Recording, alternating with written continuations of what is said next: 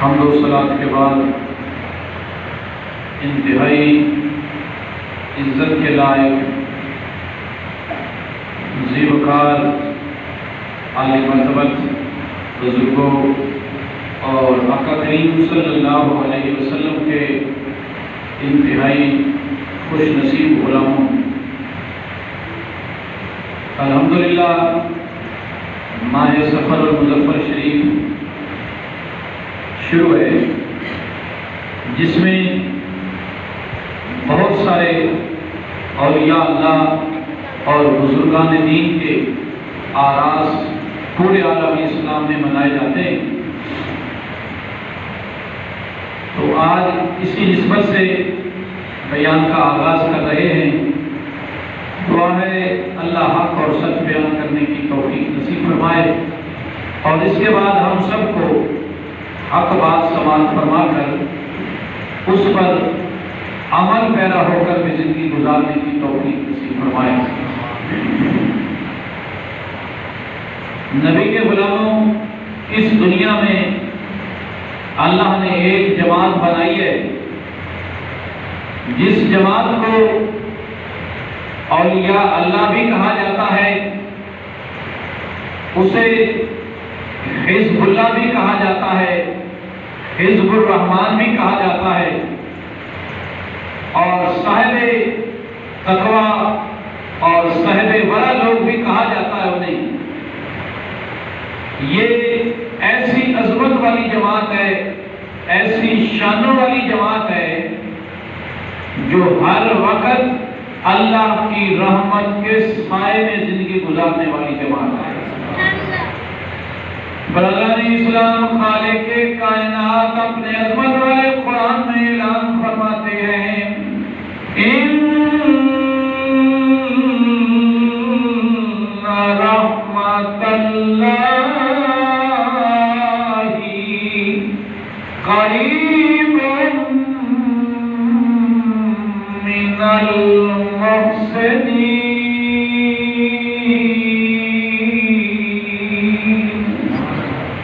ذوق سے محبت سے کہتے ہیں سبحان اللہ۔ اللہ جل شانہ اعلان فرما رہے ہیں، دنیا والوں بے شک نیکوکاروں کی ایک جماعت ہے، اللہ والوں کی ایک عظمت والی جماعت ہے، اس جماعت کے اللہ کی رحمت بہت زیادہ قریب ہے۔ وہ جماعت کون سی ہے؟ وہ اولیاء اللہ کی جماعت ہے، حزب اللہ والی جماعت ہے، حزب الرحمن والی جماعت ہے، اور اسی کو قرآن نے محسنین نیک عمل بجا لانے والی جماعت بھی قرار دیا ہے۔ تو نبی کے غلاموں، یہ ایسی پاکیزہ ہستیاں ہیں، ایسے نفوس قدسیہ ہیں، جو ہر وقت اللہ کی رحمت کے بہت زیادہ قریب ہوتے ہیں۔ اب سوال یہ پیدا ہوتا ہے کہ یا اللہ ٹھیک ہے، تیرے ولی، تیرے اولیاء اللہ یقیناً تیری رحمت کے قریب ہیں،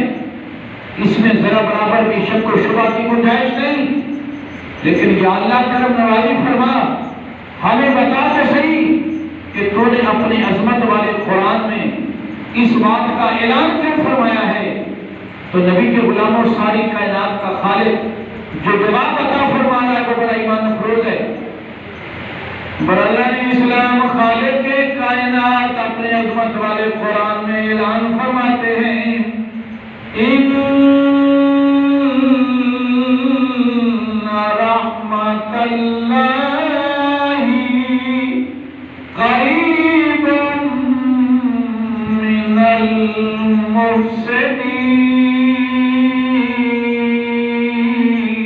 المحسنین۔ اللہ فرماتا ہے بے شک محسنین کے، نیکوکاروں کے، اللہ والوں کے میری رحمت بہت زیادہ قریب ہے۔ یا اللہ ہمیں کیوں اعلان سنا رہا ہے؟ اللہ فرماتا ہے امت مصطفیٰ کے لوگوں، یہ اعلان میں نے اس لیے کر دیا ہے کہ محروم کی امت کے جتنے بھی گناہگار ہیں، سیاہکار ہیں، بدکردار ہیں،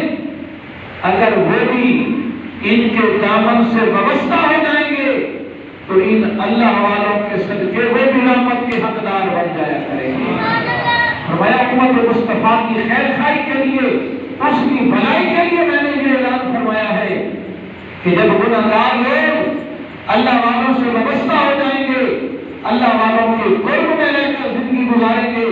ان کی صحبت میں بیٹھا کریں گے، تو پھر خالق کائنات ان لوگوں کی بدعمالیوں کو نہیں دیکھے گا، ان کے برے کردار کو نہیں دیکھے گا،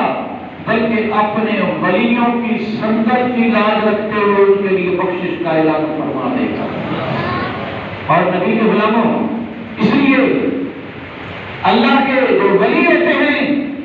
ان کو خالق کائنات نے یہ مقام عطا فرما رکھا ہوتا ہے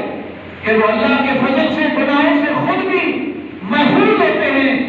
جو ان کی صحبت میں بیٹھتے ہیں اللہ انہیں بھی گناہوں سے محفوظ فرما دیتا ہے۔ اور اللہ کا قرآن شاہد ہے، انسان تو پھر انسان ہے، اشرف المخلوقات ہے، اللہ نے اس کے سر پہ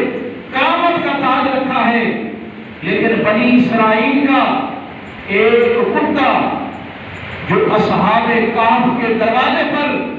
آ کر بیٹھ گیا تھا، ان کی دہلیز پہ بیٹھا رہتا تھا، ان کی سنگت اختیار کرنے میں کامیاب ہو گیا تھا، تو خالق کائنات نے اس کتے کو بھی جنت کا حقدار فرما دیا ہے۔ اور نبی کے غلاموں یہ ولیوں کی سنگت کی برکت ہے کہ عرشوں والے رب نے اس کتے کا ذکر بھی عظمت والے قرآن کا حصہ بنا دیا ہے۔ برادران اسلام، خالق کائنات اپنے عظمت والے قرآن میں اعلان فرماتے ہیں،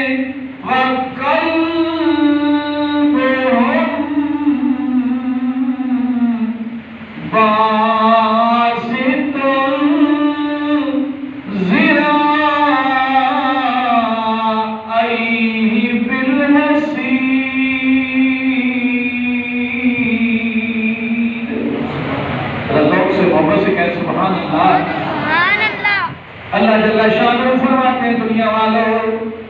اس کتے کی عظمت اور شان تو دیکھو، اس کا مقام تو دیکھو، جو اپنے دونوں بالوں پھیلا کر ولیوں کی دہلیز پہ بیٹھا ہوا ہے۔ یہ بڑا ظالم بادشاہ تھا، یہ اللہ والے اصحاب کہف اس بادشاہ کے ظلم و ستم سے اپنی جان بچا کر، اپنا ایمان اور دین بچا کر ہجرت کرنے کے لیے چلے، تو یہ کتا بھی ان کی صحبت میں بیٹھا کرتا تھا، یہ بھی ساتھ چل پڑا۔ دوران سفر اصحاب کہف نے مشورہ کیا کہ یہ کتا ہے، اس کا کام ہے بھونکنا، یہ رستے میں بھونکے گا، بادشاہ کے سپاہیوں کو خبر ہو جائے گی اور ہم پکڑے جائیں گے۔ انہوں نے لاکھ کوشش کی اس کو واپس ہٹانے کی، لیکن کتے نے مجبور ہو کر اللہ کی بارگاہ میں فریاد پیش کی کہ یا اللہ کرم نوازی فرما، میں بے زبان ہوں، مجھے زبان دے، بولنے کی قوت دے، تارے تیرے ولیوں کی خدمت میں اپنے دل کی بات بیان کر سکوں۔ اللہ نے اس کتے کو قوت گویائی دی، اور اس کتے نے جو معروضات اللہ کے ولیوں کی خدمت میں پیش کی، اس کا شاعر نے ترجمہ فرمایا، توجہ فرمائی، ایمان تازہ ہو جائے گا۔ نام بقا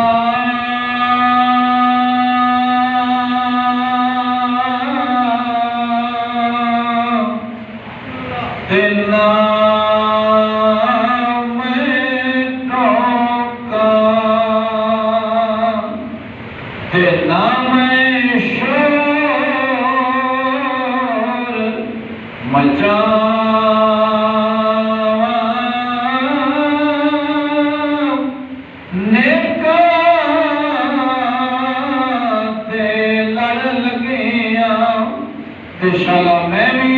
بخشیا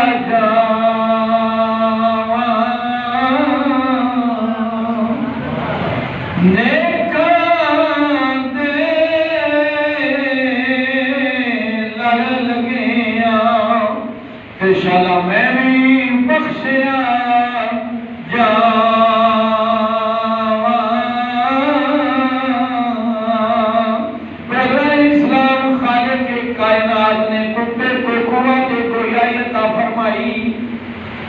کتے نے کہا کہ اللہ کے ولی میری سنگت سے دور نہ کرو، میں بھوکا کبھی نہیں، میں تمہارے سامنے شور بھی برپا نہیں کروں گا، میں تو اس امید سے تمہارے ساتھ چل رہا ہوں کہ اللہ کی رحمت کی تمہارے اوپر برسات جب نازل ہوگی، اللہ اس رحمت کا حقدار مجھے بھی فرما دے گا۔ نبی کے غلاموں، ان اللہ کے ولیوں نے اس کی بات سنی اور اس کو بار بار واپس بھگانے اور دوڑانے کی کوشش جو کر رہے تھے، اس کو ارادے کو ترک کر دیا اور فرمایا اسے اپنے ساتھ جانے دو۔ وہ غار میں تشریف لے گئے، کتا غار کے دروازے پر بیٹھ گیا۔ الحمدللہ میں نے وہ غار دیکھی ہے ملک کے شام میں۔ نبی کے غلاموں، وہ غار آج بھی گواہی دے رہی ہے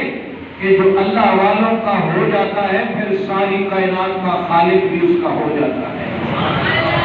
اور وہ کتا دامن پھیلا کے، دونوں ہاتھ پھیلا کے ولیوں کے آستانے پر بیٹھا ہے۔ میرے رب کو اس کا بیٹھنا اتنا پسند آیا کہ میرے رب نے اس کے بیٹھنے کی کیفیت کا ذکر بھی قرآن میں ارشاد فرما دیا۔ اور نبی کے غلاموں، یہ تو ایک نجس العین کتا ہے جسے اللہ نے ولیوں کے دروازے سے فیض دیا ہے۔ نبی کے غلاموں، اس مسلمان کی شان کا اندازہ کون کر سکتا ہے جسے اللہ نے غوث اعظم جیسا پیر مرشد عطا فرمایا ہوگا، جسے داتا گنج بخش علی حجویری جیسا رہنما ملا ہوگا، جسے خواجہ معین الدین چشتی جیسا پیر نصیب ہوا ہوگا۔ اس لیے تو اعظم چشتی صاحب رحمۃ اللہ علیہ نے بڑی خوب بات فرمائی، خادم جرا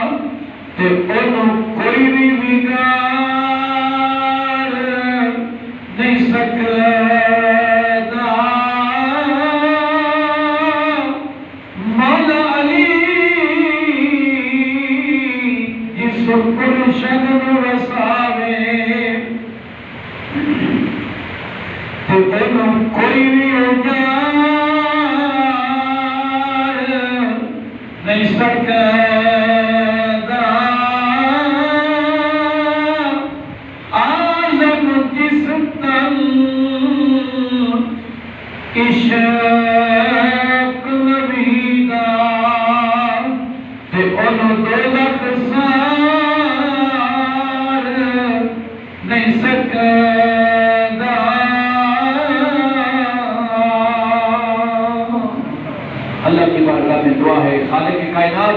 ہم سب کو صحیح معنوں میں اللہ والوں کا غلام بننے کی توفیق نصیب فرمائے۔ آمین ثم آمین۔ وآخر دعوانا الحمد